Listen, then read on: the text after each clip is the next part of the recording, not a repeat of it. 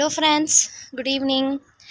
ఈరోజైతే ఫుల్ క్లౌడీగా ఉంది, వర్షం వచ్చేటట్టుందనమాట. అందుకని చెప్పి ఇంకా నేను మా తమ్ముడు మా ఫ్యామిలీ అంతా కలిసి బయటికి వెళ్తున్నాం అలా జస్ట్ డ్రైవ్కి.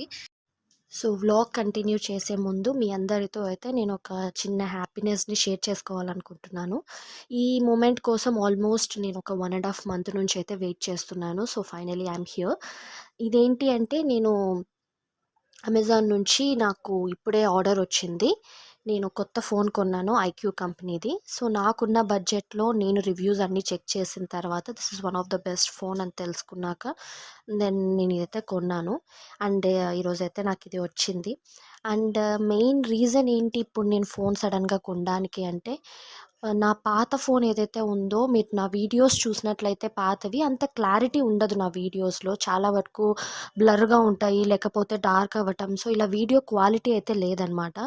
సో దానివల్ల నాకు వీడియోస్ అనేది షూట్ చేయలేకపోయాను. కంటెంట్ అంతా కూడా ప్రిపేర్ చేసుకొని తర్వాత వీడియో షూట్ చేసిన తర్వాత లేకుంటే వీడియో షూట్ చేసేటప్పుడు చూసి నేను చాలా బాధపడ్డాను. ఆ క్వాలిటీ లేకపోవటం వల్ల నేను అసలు వీడియోస్ కంటిన్యూ చేయలేకపోయాను. సో ఈ రీజన్ వల్ల నా వీడియోస్ అన్నవి కంప్లీట్గా స్టక్ అయిపోయాయి. చాలా కంటెంట్ ప్రిపేర్ చేసుకొని వీడియో షూట్ దగ్గర అది సరిగ్గా లేక డిలీట్ అయిపోయినవి కూడా చాలా ఉన్నాయి. సో ఈ ప్రాబ్లం వల్ల నాకు చాలా ఇబ్బంది పడ్డాను నేను. అండ్ యూట్యూబర్స్కి మెయిన్ ఉండాల్సిందే ఫోన్, ఇది ఒక బేసిక్ ఎక్విప్మెంట్. ఇదే లేకపోతే అసలు వీడియోస్ కాదు ఏం చేయలేము. సో నాకు ఈ ప్రాబ్లం ఉండటం వల్ల ఐ కుడ్ నాట్, నేను అస్సలు వీడియోస్ అనేవి చేయలేకపోయాను. అండ్ ఇంకొకటి ఏంటి అంటే కన్సిస్టెన్సీ అనేది చాలా ఇంపార్టెంట్. సో కన్సిస్టెన్సీ లేకపోతే చాలా ఇబ్బంది ఉంటుంది. సో అది కూడా ఈ స్టార్టింగ్ స్టేజ్లోనే నేను కన్సిస్టెన్సీని మిస్ అవుతే ఇట్స్ నాట్ గుడ్ అనిపించి నేను అందుకే ఇంకా అది ఎలా ఉన్నా కూడా కొన్ని వీడియోస్ని అయితే అలాగే షూట్ చేసి పెట్టేశాను. సో అలా కాకుండా ఉండాలని చెప్పి నేను ఒక కొత్త ఫోన్ కొనాలని ఫైనలీ ఐఎమ్ హియర్. నేను ఒక మంచి ఫోన్ అయితే కొనగలిగాను. So thank you so much ఇన్ని రోజులు నా వీడియోస్ అన్నీ మీరు చూసినందుకు. సో ఇక మీదట కూడా ఇలానే చూస్తారని ఆశిస్తున్నాను. అండ్ ఇంకొకటి ఏంటంటే కంప్లీట్ ఎడిటింగ్ నుంచి వీడియో మనం షూట్ చేసిన దగ్గర నుంచి ఒక వీడియో అప్లోడ్ చేసి మధ్యలో ఎడిటింగ్ ప్రాసెస్ కానీ వాయిస్ ఓవర్స్ కానీ ప్రతిదీ A to Z అంతా కూడా నేనే ఇస్తాను. I don't have any one support. It's my own voice, it's my own thing. So ఇంకొకటి ఏంటి, 1000 సబ్స్క్రైబర్స్ వచ్చారు నాకు. That's one of the beautiful moment. I didn't expect నాకు ఇంత తొందరగా వస్తారని చెప్పి చాలా ఆనందం అనిపించింది అది. అండ్ సో మచ్ మోర్ హైట్స్కి నేను ఇంకా వెళ్ళాలని చెప్పి మీ అందరి బ్లెస్సింగ్స్ నాతో ఉండాలని కోరుకుంటున్నాను. So let's get in to the video. పిల్లలు కూడా ఇంకా బయటికి వెళ్తున్నామని చెప్పి ఫుల్ ఎక్సైటెడ్గా ఫీల్ అయ్యారు. ఇంకా వెంటనే స్నానాలు చేసుకొని రెడీ అయిపోయి ఇంకా వెయిట్ చేస్తున్నారనమాట ఎప్పుడెప్పుడు వెళ్దామా అని చెప్పి. పాపం వాళ్ళనైతే మేము ఒక 3 days నుంచి అలా ఇంట్లోనే ఉంచుతున్నాము, కనీసం బయటకు కూడా పంపటం లేదు. క్లైమేట్ చేంజెస్ అండ్ ఇక్కడ కోతులు అవి ఇవి వస్తుంటాయి కాబట్టి ఎందుకులే అని చెప్పి ఇంట్లోనే స్టకప్ అయిపోయారు పిల్లలు. ఇంక ఈరోజు వాళ్ళకి ఇంకొక ఫ్రీడమ్ వచ్చినట్టు బయటికి వెళ్ళాలని చెప్పి ఇంకా ఫుల్ ఎక్సైటెడ్గా ఉన్నారనమాట. తర్వాత మా సిస్టర్ ఇన్ లా అయితే పిల్లలకి ఏదైనా లైట్గా తినిపించుకొని వెళ్తే బెస్ట్ అని చెప్పి బొరుగుల మురుముర అదే చిరుమురి అయితే చేసిందనమాట. ఇంకా అవైతే తినేసి ఇంకా అందరూ బయలుదేరాము. మా తమ్ముడు అయితే ఇంక రెడీ అయిపోయాడు, ఇంకా మా కోసమే వెయిట్ చేస్తూ ఉన్నాడనమాట.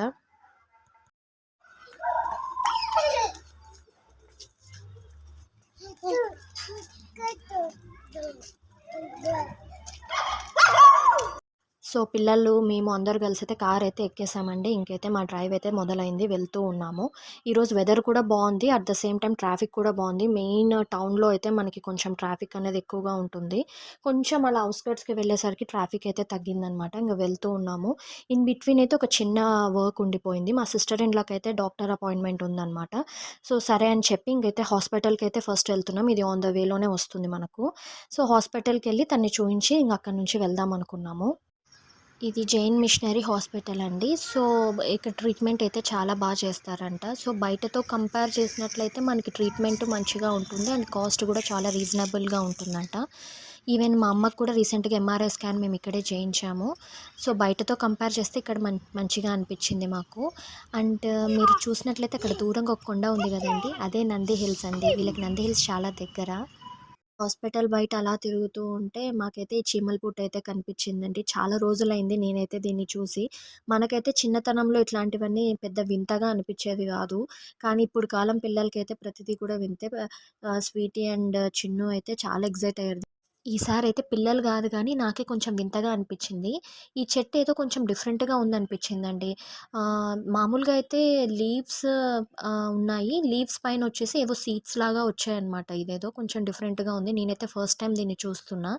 సో, ఏదో కొంచెం బావుందిలే అని జెప్పి దీన్ని క్యాప్చర్ జేసి అలా పెట్టేసుకున్నా.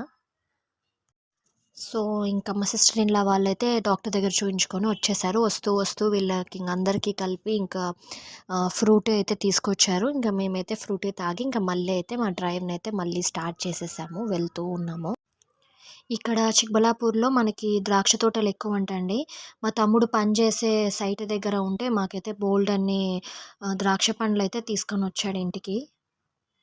ఇప్పుడు ఆన్ ద వే మనకి నాగార్జున కాలేజ్ వస్తదిక్కడ. నేను మా తమ్ముడైతే ఏదో జస్ట్ కామెడీ చేస్తున్నామనమాట. మధ్యలో మా మమ్మీ ఒకటి. అబ్బా! గర్ల్స్ కన్నెపిల్లలు. యాడున్నారు? అబ్బా! ఇట్లా బయరే.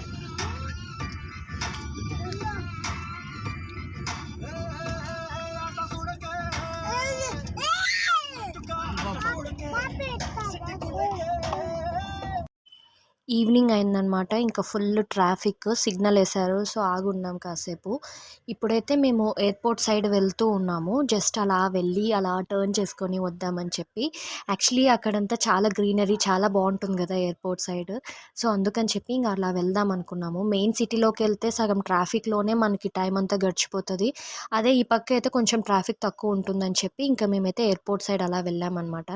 ఇక్కడైతే మెట్రో కన్‌స్ట్రక్షన్‌లో ఉందండి. ఇది కన్‌స్ట్రక్ట్ అయిన తర్వాత మాక్సిమం మనకి 20, 30 మినిట్స్ పడుతుందంట ఇక్కడ నుంచి బీటీఎం లేఅవుట్ గాని, మారుతినగర్ అలా వెళ్ళాలంటే. నేను నా బీటెక్ కంప్లీట్ చేసిన తర్వాత బీటీఎం లేఅవుట్‌లోనే అక్కడే ఉండేవాళ్ళమనమాట ఒక ఫ్లాట్‌లో. అండ్ మా ఆఫీస్ వచ్చేసి కోరమంగళలో ఉండేది. సో, ఆ ప్లేసెస్ అంటే నాకు చాలా ఇష్టం అండ్ చాలా ఒక ఎమోషనల్ బాండింగ్ అయితే ఉందనమాట. సో, ఈరోజైతే నా బెంగుళూరు డేస్ అన్నిటిని మళ్ళీ నేను మెమరైజ్ చేసుకుంటూ ఉన్నాను. ఎయిర్‌పోర్ట్‌కైతే దగ్గరలో ఉన్నామిప్పుడు మేము. అక్కడ దూరంగా కనిపిస్తున్న స్టాచ్యూ వచ్చేసి Kempegowda statue. Statue of prosperity అని అంటారు దీన్ని. అండ్ ఇది ఆల్మోస్ట్ 108 ఫీట్ ఉంది. అండ్ ఇది వరల్డ్ బుక్ ఆఫ్ రికార్డ్స్‌లో కూడా one of the tallest bronze స్టాచ్యూగా అయితే దీన్ని రికార్డ్ అయిందంట. అండ్ ఈ టెర్మినల్ 2 ఏదైతే ఉందో ఎయిర్‌పోర్ట్ రోడ్, ఇక్కడొచ్చేసి ఈ స్టాచ్యూనే మెయిన్ అట్రాక్షన్ అని చెప్పాలి. నేనైతే ఫస్ట్ టైమ్ దీన్ని చూస్తున్నా. ఇట్స్ ఐ థింక్ ఆల్మోస్ట్ ఒక 6 మంత్స్ బ్యాక్ అనుకుంటా దీన్ని ఓపెన్ చేశారు. సో, ఇప్పుడైతే మేము ఎయిర్‌పోర్ట్‌లోకి ఇంకా ఎంటర్ అయిపోయాము. మామూలుగా మనం విండో షాపింగ్ చేస్తాం గదండీ! ఏం కొన్నా, కొనకపోయినా జస్ట్ అలా అన్ని షాప్స్ తిరిగి వస్తాం గదా!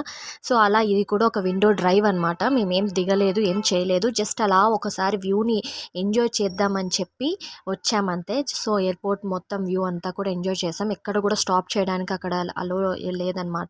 సో, జస్ట్ అలా స్లోగా వెళ్ళి అంతా మొత్తం క్యాప్చర్ చేసి అలా చూస్తూ వచ్చేసాము. ఇన్ బిట్వీన్ మా మమ్మీ అయితే పిల్లలకి బాగా చదువుకోండి, మీరు కూడా రేపు ఇలా ఫ్లైట్స్‌లో ఎక్కాలి, మంచి మంచి స్టేట్స్‌లో సెటిల్ అవ్వాలి అది ఇది అని చెప్తూ ఉందనమాట. సో, మొత్తానికైతే వస్తూ ఉన్నాం. ఇంక రిటర్న్ బ్యాక్ అయ్యామనమాట. ఇన్ బిట్వీన్ నాకైతే చుట్టుపక్కల ఉన్న గ్రీనరీ ఇదంతా చాలా నచ్చింది. మెయిన్ బెంగుళూరు సిటీని గ్రీన్ సిటీ అంటారు. ఎందుకంటే ఇక్కడ చాలా గ్రీనరీ ఉంటుంది. ఎక్కడ చూసినా చెట్లు ఎక్కువగా ఉంటాయి.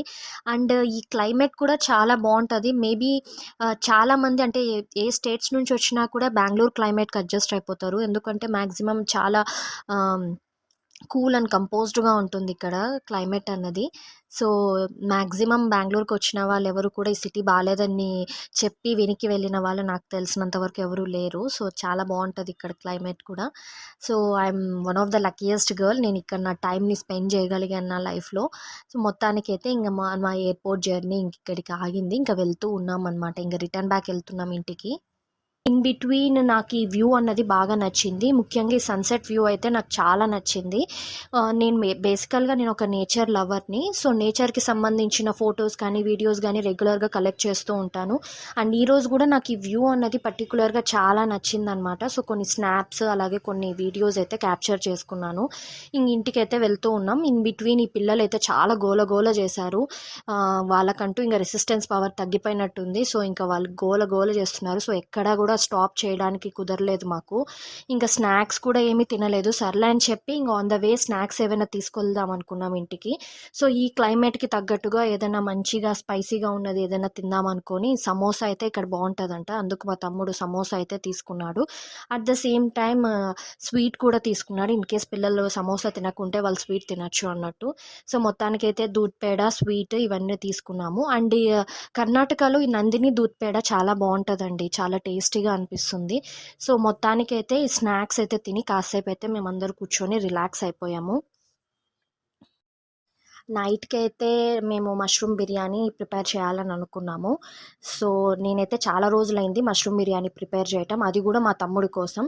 బెంగుళూరులో ఉన్నప్పుడైతే రెగ్యులర్‌గా నేను వంట చేసి పెట్టేదాన్ని. సో, ఇప్పుడైతే చాలా గ్యాప్ వచ్చింది. చాలా ఇయర్స్ గ్యాప్ అయితే వచ్చింది. సో, ఫైనల్‌గా ఈరోజు మళ్ళీ మష్రూమ్ బిర్యానీ అయితే నేనే ప్రిపేర్ చేశాను. అండ్ మా సిస్టర్ ఇన్ లా అయితే పొటాటోస్‌తో ఫ్రెంచ్ ఫ్రైస్ లాగా చేసిందనమాట, పిల్లలకి బావుంటదని చెప్పి. సో, మొత్తానికైతే మష్రూమ్ బిర్యానీ, ఫ్రెంచ్ ఫ్రైస్ చేసుకొని మంచిగా అయితే డిన్నర్ కానిచ్చాము. డిన్నర్ తిన్న తర్వాత ఇంకైతే ఫుల్‌గా అలసిపోయామనమాట ఈరోజు. ఈ పిల్లలతో, ఈ గోలతో, డ్రైవ్ అది ఇది అని. మొత్తానికైతే ఇంక మంచిగా తిని అందరూ ఇంక పడుకునేసామనమాట. సో, ఇలా అయితే మా ఈవినింగ్ టు నైట్ వ్లాగ్ అయితే ఇలా కొనసాగిందనమాట. సో, ఇదనమాట. ఇంతటితో నా వ్లాగ్ అయితే ఇంక అయిపోయింది. Thank you so much for everyone for watching. So, మరిన్ని మంచి వీడియోస్‌తో మళ్ళీ కలుద్దాం. Thank you so much. Bye.